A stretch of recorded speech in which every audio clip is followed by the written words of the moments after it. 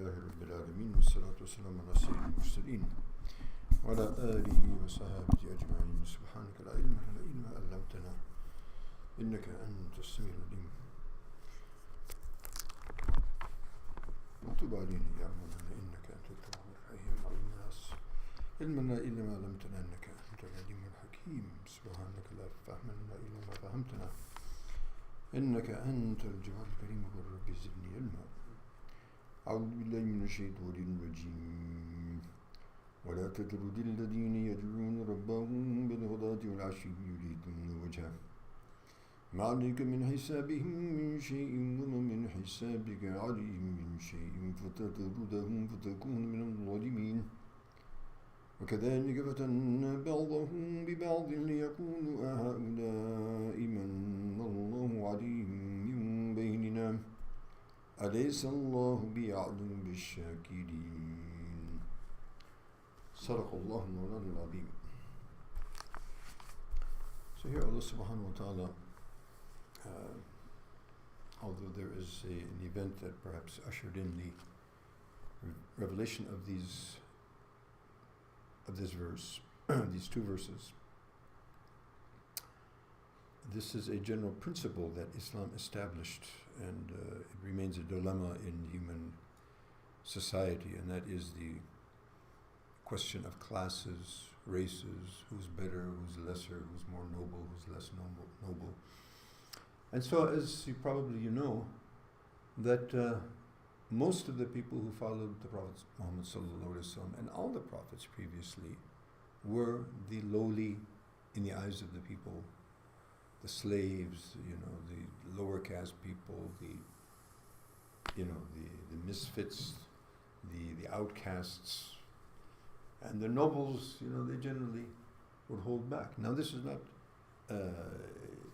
It's not totally like that. Of course, we had Abu Bakr radiallahu ta'ala anhu, who was the most noble person of Quraysh and the most noble of mankind after the prophets, but even in the eyes of Quraysh and others. But the rank and file, the majority, were the downtrodden. This is also the case with all the prophets who came previously. Interestingly, Herakl, who was the commander and the ruler of Rome, when Nabi ﷺ sent him the letter invitation to Islam, Abu Sufyan had not accepted Islam at that point, and so he asked anybody from these Arabs in the vicinity, and it was found that yes, we have this caravan, and so they were brought. Abu Sufyan was asked a number of questions by Herakl. He was a very educated fellow they say he was the most learned person among the Christians. So he asked questions about the Prophet ﷺ. Among those, and very interesting questions, and one of the pertinent question that he asked in this context was, who are the people who follow him? The nobles or the lower class? So Abu Sufyan probably thought, here we're going to get him. These lower people, they're the ones who follow. He said, yeah, they're the people who generally followed the prophets. So Nabi ﷺ used to have these people, and these people, of course, were very devoted, like Sayyidina Bilal, Sayyidina Suhaib, Sayyidina Khabbab, and others, and they would always be in the company of Rasulullah sallallahu alaihi wasallam. And of course, Nabi ﷺ is inviting everybody. He's inviting his own clan, he's inviting the chieftains, he's inviting everybody. So some of the chieftains and the nobles of Quraysh, they went to Abu Talib.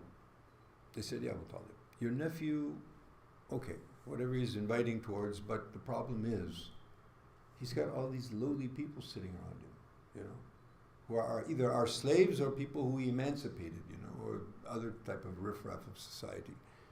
So tell him to move these people away, and we'll come and we'll sit. Or at least, when we come, tell them to take off.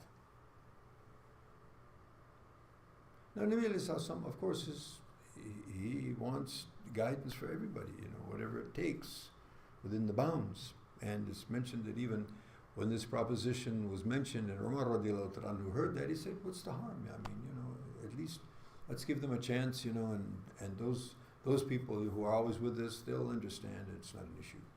But with Allah subhanahu wa ta'ala, it was an issue. So he sent down these ayats. Don't Send these people away. يَدْعُونَ رَبُّهُمْ. They call and they supplicate to their Lord morning and evening. Morning and evening is used many times in the Arabic language to indicate, constantly. Like in Jannat, you'll get your rizq, bukratan wa ashiyya, morning and evening. So what about in between? No snacks? No, meaning that you'll get all the time. It's always available. So these people are always, mutwajji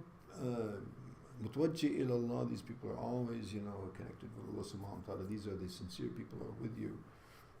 Don't put them aside for a moment. Yuriduna wajha. They want the good countenance of Allah subhanahu wa ta'ala. That's their object of life. They understood, and that's what they've dedicated themselves as such. مَا عَلَيْكَ مِنْ حِسَابِهِمْ مِنْ شَيْءٍ وَمَا مِنْ حِسَابِكَ عَلَيْهِمْ مِنْ شَيْءٍ. And as for their accountability and towards them and their accountability towards you, we're not responsible. For example, when Sayyidina Nuh alayhi salam was also given the same advice, get rid of these people, these low class, and then we can perhaps sit and listen to your message. He says, I don't know. He says, and moreover, they said these people are only sitting with you because they have nothing better to do. They want some handout or they want something, worldly. So Allah subhanahu wa ta'ala, gave him the advice.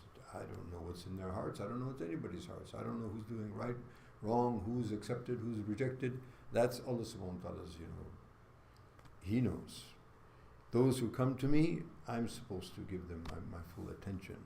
And those like you who are giving these conditions and who have been lax and who have been hesitant to accept my message, Allah knows best what's in your hearts as well.